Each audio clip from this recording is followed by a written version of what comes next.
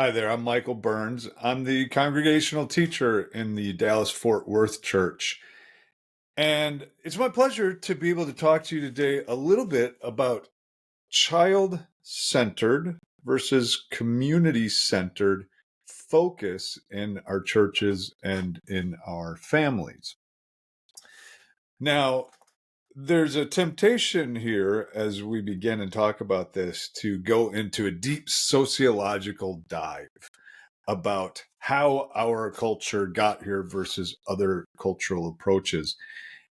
And that's pretty interesting, but I don't think it's the most relevant or useful, uh, allocation of our time. So I'll mention a few streams here at the beginning of how we've kind of gotten to this place as a culture, but I want to spend the most of our time looking at scripture and trying to be practical with how we can view this topic and move forward in our parenting and in our building of churches. So it's hard to argue that right now the typical American culture is very child centered. Parents tend to feel like they're not always in control, that there are cultural forces and other forces outside of what they can form or dictate in their child. And then we just have this culture that is aimed at children in every way. And so we're constantly being formed that the goal is to make our kids happy, to, let them experience the best childhood they can, and keep them from pain and hardship and all of those things that, as parents we kind of want to do, but we start to then build our households around our children. And I see that from a very early age. When my wife and I led a church in Wisconsin years ago, we had a lot of young families, and we used to talk about the idea of, with even the young children, nap time becoming the holy of holies. And nobody would, well, you can't mess with nap time, you can't change that around, we can't change bedtimes. And look, I'm not saying be insensitive to children, anything from the sort, but it was just indicative of these households that were starting from the very beginning to be centered around the needs of the child. And and it continued on into the next stages as they started to get into youth sports or youth activities. Then the whole household became centered around that, and the whole household became centered around the moods of the child. And parents started to think, well, that's good things, right? Because that's what everybody around us is doing, and that's what the experts say we should be doing, and that's what every TV show and every commercial and every advertisement is reinforcing, that it is about kids. Well, it wasn't always that way. It's not that way in many other cultures around the world, and it wasn't always that way in America. And there's always extremes here. So I'm not saying there's this camp or there's this camp and there's only one way to do it. But I think that we have gotten to an extreme in our culture. And one of the problems is that as Christians, we forget that one of the things the Bible wants to warn us against constantly is being formed by the culture around us, by the world around us, rather than being transformed by Scripture. And that takes constant looking at what we do. It takes constant vigilance, because if we do nothing, we will be formed and shaped just like our culture. So here's a few streams. This is not a comprehensive look at how we got into this place, but a couple that maybe we don't often think about. One factor that has played hugely into what we have now, where everything is centered around the child in the home, is consumerism. It actually is. in the 19th and especially the 20th century, consumerism really started to take over every aspect of American. It really hit into overdrive in the 1960s. You have to create good consumers. And so you have to send messages constantly that you need the latest fashion, the latest trend, the latest this, the newest thing. And the best way to continue consumerism, then, if you're going to have an economy built on consumerism, which makes certain people very rich, then you need the next generation of consumers. And so you start to cater to their needs and send the message that parents should be catering to their children and get them the latest toy and the latest everything, fashion and this and that. And so the parents feel the pressure to do that, and then that starts to mount up everywhere. If kids don't have the coolest shoes or the best clothes or the newest toys or the gadgets that everybody else has, well, now you're harming your kids because they're going to suffer socially. And so if you're a good parent and you love your child, you'll get them these things. And so the commercials start to center around the kids and they start to be focused on the kids. And that means, hey, what are the kids doing? Because that's now cool. And so now we have this thing even where whatever the 15-year-olds are saying and doing, well, that's the cool thing. And we all have to follow along. And that's on the commercials now. And if you're older and don't understand this new language and new vernacular and way of speaking and doing things, then you're just old and ancient and a boomer and out of touch. But this all comes from consumerism, which is part and parcel to another stream that comes in, the individualism of our culture, this message that each person has this inner identity and reality that they must shape, identify, defend, and that our goal as a functioning human being is to realize our specialness and uniqueness as an individual and to find happiness and fulfillment within our individuality. And if family, community, religion feed into that and seem to help grow that and help prosper that, then great. But if they don't, then those things must be gotten rid of. Because they're hindering the individual. So everything about our culture feeds into this individuality. So that comes in as well. We want our kids to find who they are and be true to themselves and their individuality. And even though many Christians would, be nervous about that, we often don't notice how much our culture is shaping us and forming us in that direction. So the consumerism, the individualism work together. Another stream comes in as from within. In the late 19th century, it actually started in the Seventh-day Adventist Church, the idea of separate youth ministry. Because as this individualism is growing and we're creating new groups and new streams of thought that, well, youth is its own thing now, and that starts to develop more and more in the 19th century. Well, they need to be catered to and they need to have their own time together.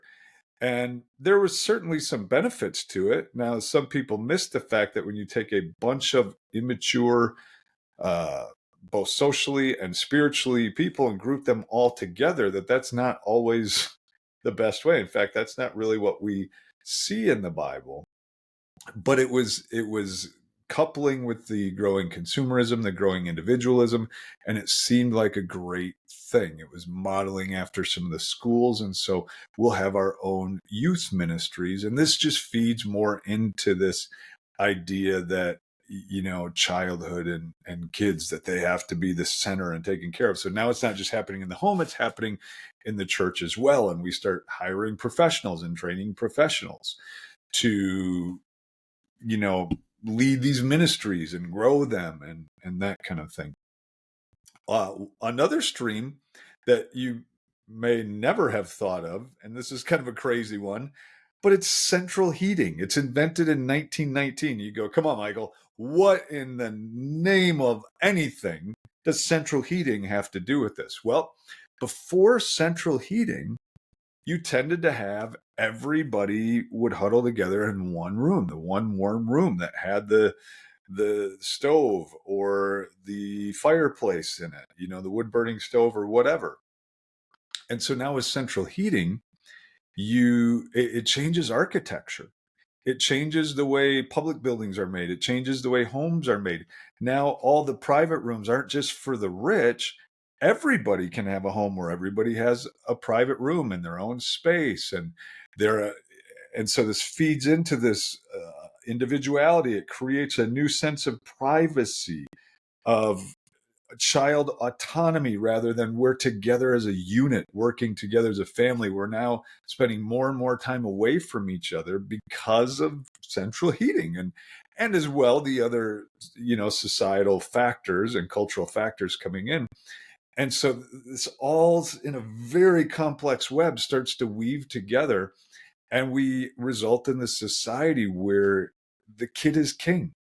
And even as Christians, we have fallen into that in many respects, and we try to do it in a godly way. But it's a challenging problem, because one of the things that the Bible is very consistent on is when we are conformed to the patterns of the world, we will try to please God, but it will be very difficult and potentially even impossible, because we've been shaped and formed in such a different direction. And I think we see this principle really clearly in Romans 12, where Paul says, "Therefore, I urge you, brothers and sisters, in view of God's mercy, to offer your bodies as a living sacrifice, holy and pleasing to God. This is your true and proper worship." Now, here's the money shot. He says, "Do not conform to the pattern of this world, but be transformed by the renewing of your mind. Then you will be able to test and approve what God's will is, his good, pleasing, and perfect will." So the implication there is I'm not going to be able to know and do God's will fully if I am not transformed, if I am still conformed to the patterns of the world. So that tells me that we have to pay an awful lot of attention to how Scripture wants us to think and shape our families, and not just go along with the flow. If we don't stop and analyze and consider and think through and challenge some of these things, we will be in danger of being conformed to the pattern of the world and then unable to sort of fit the shape that God wants to call us to. So I want to I want to spend most of our time in Ephesians 5 and 6. And we know these passages very well. I'll start reading actually back to the marriage passage, and we'll see how this plays into our topic. But in Ephesians chapter 5, verse 22, you'll hear this at marriage retreats and things like that all the time.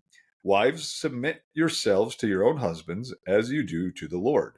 For the husband is the head of the wife, as Christ is the head of the church, his body, of which he is the Savior. Now, as the church submits to Christ, so also wives should submit to their husbands in everything. Husbands, love your wives, just as Christ loved the church and gave himself up for her, to make her holy, cleansing her by washing with water through the word, and to present her to himself as a radiant church without stain or wrinkle or any other blemish, but holy and blameless.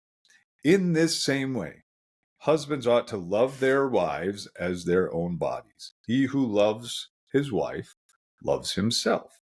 After all, no one ever hated their own body, but they feed and care for their body just as Christ does the church, for we are members of his body. For this reason, a man will leave his father and mother and be united to his wife, and the two will become one flesh. This is a profound mystery. But I'm talking about Christ and the church. However, each one of us must also love his wife as he loves himself, and the wife must respect her husband. Children, obey your parents in the Lord, for this is right. Honor your father and mother, which is the first commandment with a promise, so that it may go well with you and that you may enjoy long life on the earth. Fathers, do not exasperate your children. Instead, bring them up in the training and instruction of the Lord. Slaves, obey your earthly masters with respect and fear and with the sincerity of heart, just as you would obey Christ. Obey them not only to win their favor when their eye is on you, but as slaves of Christ, doing the will of God from your heart. Serve wholeheartedly, as if you were serving the Lord, not people, because you know that the Lord will reward each one for whatever good they do, whether they are slave or free. And masters, treat your slaves in the same way. Do not threaten them, since you know that he who is both their master and yours is in heaven, and there is no favoritism with him. So, okay. Before we get into that passage, let me say this. One of the examples that I have used often, and if you're watching this, maybe you've heard me use it in another context, but I think it frames this for us well. A couple of years ago, my son came to me, my youngest son, and he was asking me some advice about what he should do for the summer. And he basically had two options laid out. One idea was that he would take an internship while he was on summer from college and work and make some money and, that kind of thing and build up some experience. Or he had like 3 or 4 offers on the table. One was with his college basketball team and one with some ministry things in Africa. And he had chances to travel basically around the world and do ministry in different forms. And he wouldn't make any money, but the trips were pretty much covered or free. And so he's getting advice. And I asked him some questions about, what do you want to do long term, and reminded him of some things. And then at the end, I said, I think that you should probably, that the best option, we kind of saw together that the best option would be for him to not work and travel. And it just made sense with everything else in his situation. And so he took that advice, and it worked out fine. But here's the analogy. Imagine, though, if somebody else was in the room and they heard that advice and they said, wow, that's really good. Don't work, just travel the world. I love that advice. Great wisdom. And they took it and ran with it. Well, what's the problem? Well, they might not be in the same context. Did they hear the rest of the context? They just came in at the end and heard the advice, but they didn't hear the context. So they would need to ask questions like, who is my son? What's the situation? Did he need the money?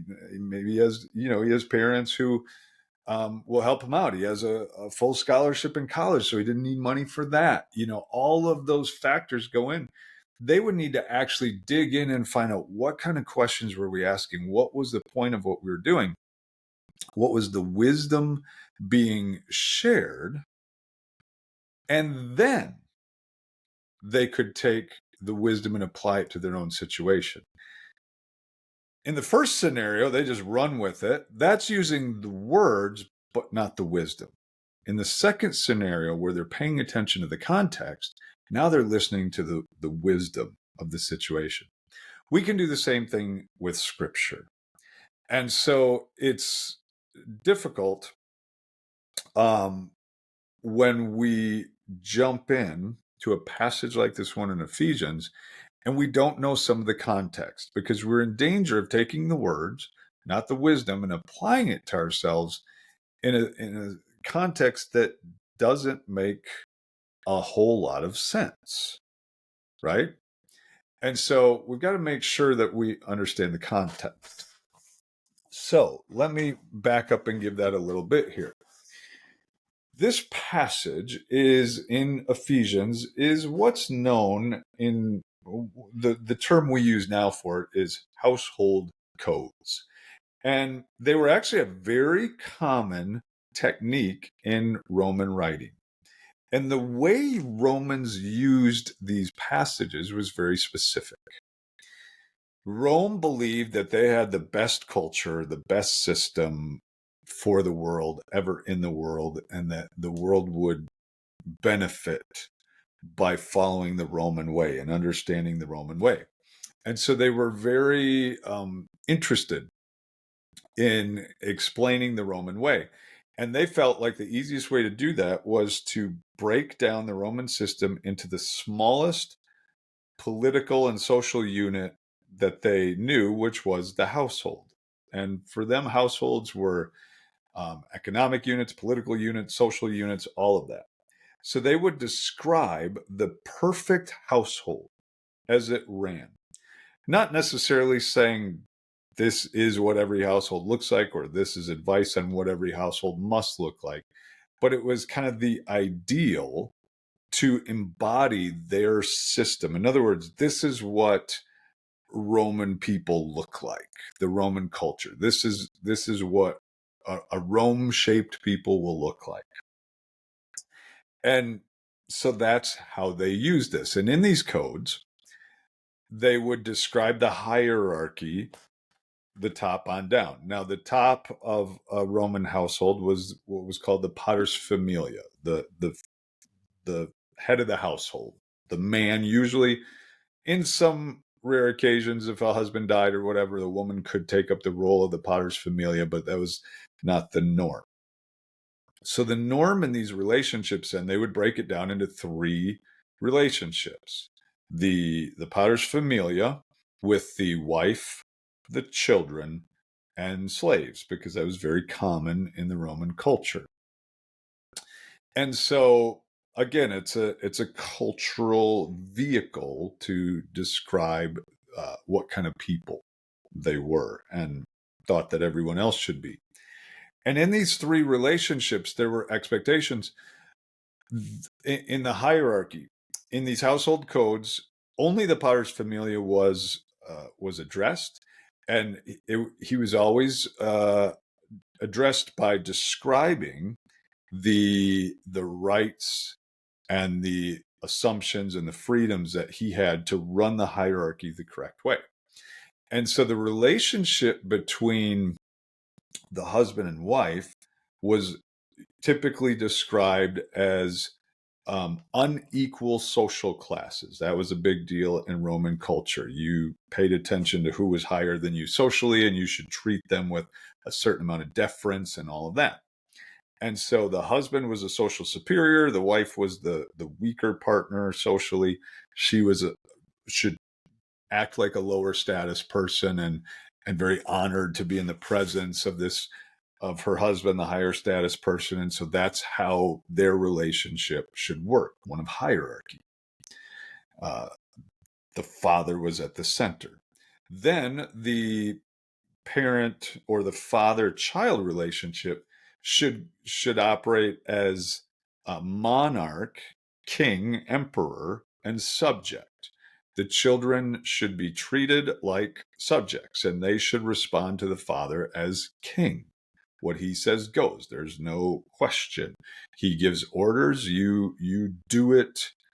What you feel or who you are is irrelevant. It does not matter. Then the third relationship was the pater familia with a slave. The slave was property. Pater familia was owner, and that's how that should go. You have no rights. You have no agency, anything. So that's that system. The Roman system was parent-centered, and even more so, father-centered. So right there, we have to be careful when we read this, because we are not necessarily of a culture like that when we read Paul, because Paul's now going to not be conformed to that pattern of the world, but be transformed. But he's going to use the same vehicle to show how different Christian communities should run. Okay? Now, the opposite of parent-centered, as we've been talking about, is child-centered. And again, what does child-centered mean? We focus everything on them. We want to keep them from pain. We want them to be happy. We want them to find inner fulfillment. We want them to be the best adults they can be. So we give them everything they need. But these are all malformational if we're trying to form a cross-shaped community, people that lay down their lives and interests for others. It's really difficult if we've allowed the culture to shape everything about our parenting and our households run, and we run these child-centered households where we're trying to shape them to be everything they can be. And then suddenly they become teenagers and we say, oh, hey, don't you want to follow Jesus and lay your life down and become cross-shaped? And they're like, no.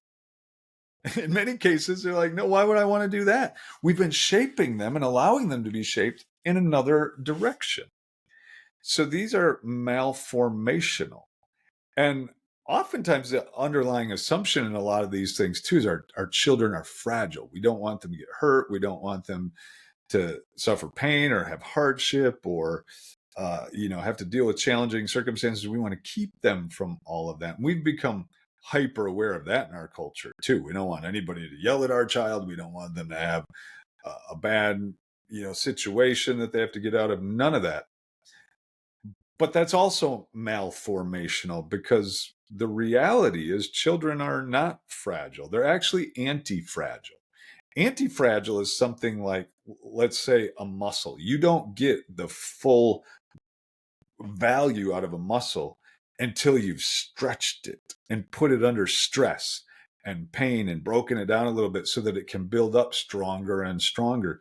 That's the way children are. I'm not saying that we do bad things to them on purpose, but they need that stress and strain. They need to not be the center of attention. They need to learn, how to give and fight through challenge and struggle and all those sorts of things. That's being anti-fragile. Otherwise, they'll never achieve the full strength of what they could. So now, ironically, when we come to this Ephesians passage, we often use it for separate ministries. Oh, well, chapter 5, that's for a marriage retreat. Chapter 6, 1 through 4, that's for a parenting devotional. And let's just not talk about the rest of the passage because it's uncomfortable. Okay, but ironically, as we use this to divide out separate ministries, that's not what Paul is doing at all in that passage. It's division was the problem in the church in Ephesus. And that's actually what Paul is addressing in chapter 6 when he talks about, the fiery darts and the powers and authorities. In Paul's mind, the powers and authorities were the forces that caused division in community and society. So that's what he's been addressing through the whole letter to the Ephesians, is this division that he felt was going unaddressed, being caused by the powers and authorities. So he is dealing in chapters 1, 2, and 3 with, hey, it is hard to bring these different ethnic groups, Jew and Gentile, together as one people in the church. And then in chapter 4, he starts to address behaviors that will either break down and destroy community or build up community. And he continues that in chapter 5. Then he doesn't suddenly just put the brakes on and go to a marriage retreat. He's still dealing with how the church should be formed, how it's becoming a community of unity rather than one of separate spheres and divisions and, well, let's cater to this group and that group and put this group at the center. And he's doing something else. He's creating this holistic community.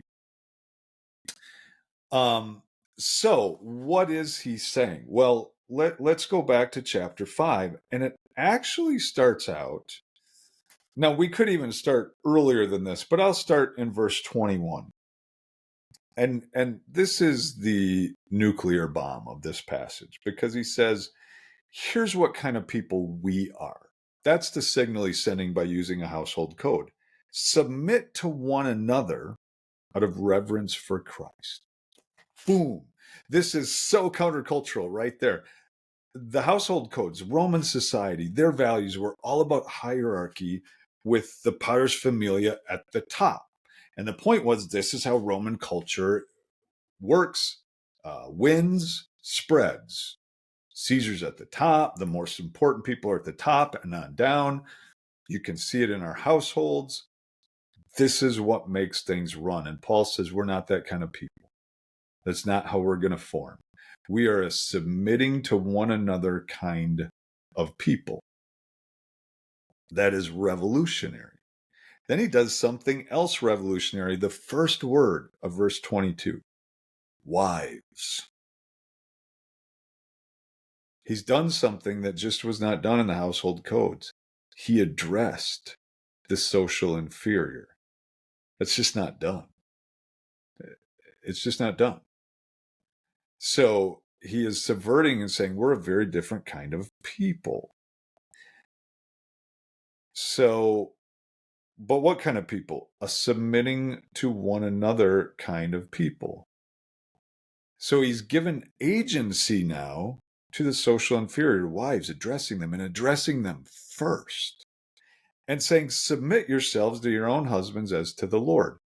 Now, this is where we have to read this from this cultural perspective so we don't misunderstand it. What he's saying here is, wives, you have agency. You are a person. You are equal. But we are a submitting to one another kind of culture. So yes, you will still do that. But when you do that out of respect for the Lord and out of your own agency, not because you're a social inferior. So if we, for instance, use this as a hammer to say women must submit, we're kind of missing the context here. Do they submit? Yes, but not because they have to or they're lesser or it's just part and parcel of being a woman. He's just reminding them, hey, when you do this, what you're already doing in this context, you actually have value and you're equal and you're doing it because of your love for Christ, not because you're a social inferior. And we don't have time to dig into the rest of that passage, but that's what he's doing there. And the fact that he is describing what kind of communities they are building rather than giving a marriage retreat, Paul actually says it straight out in verse 32. He says, this is profound mystery, but I am talking about Christ and the church. This is how we form the church community, with these values. A submitting to one another kind of value. Here's what that would look like in our current context. So I'm talking about Christ in the church, but he doesn't want to miss the opportunity. So he says, however, each one of you must also love his wife as he loves himself, and the wife must respect her husband. So that's another clue that this is not what he's been focusing on in the verses prior. He's been focusing on the values of the church. Now, he continues on in chapter 6. He does it again. Children, do you see it? He's addressed the social inferior. He's given them agency. He's given them status. They're not just subjects to a king. But again, obey your parents in the Lord, for this is right. You don't obey because you're of no value. You don't obey because you just must. When you obey, you're doing it as a person with agency, an image bearer, a person with value. When you honor them, you're doing it out of choice because we are submitting to one another kind of culture.